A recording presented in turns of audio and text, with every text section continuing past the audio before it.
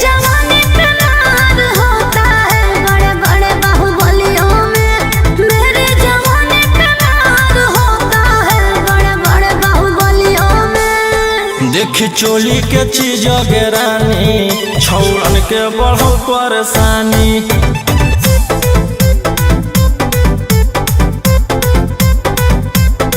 देखी लहंगा के चीज रानी छौड़न के बढ़ो परेशानी।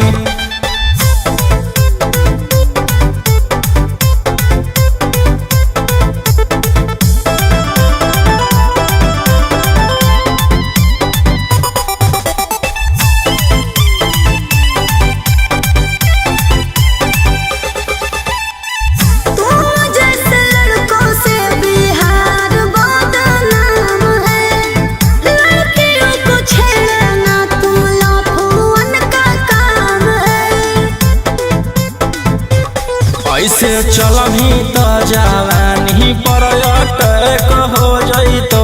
लइकन छोड़ छौड़ी बुढ़ावो के हार्ट अटैक हो जइतो।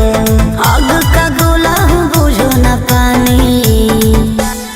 देखी चोली के चीज रानी छौड़न के बढ़ो परेशानी।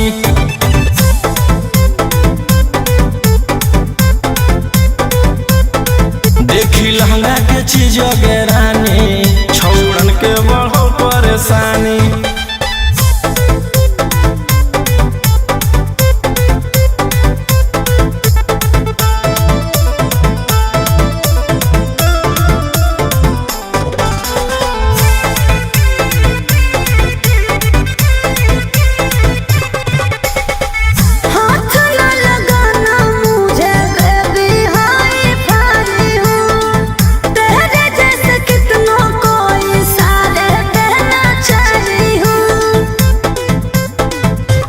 रौशन रोहिया के नजर पर जखनी चढ़ जाइमी।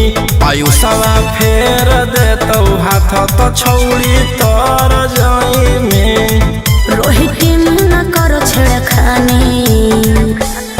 देखी चोली के चीज रानी छौड़न के बढ़ो परेशानी।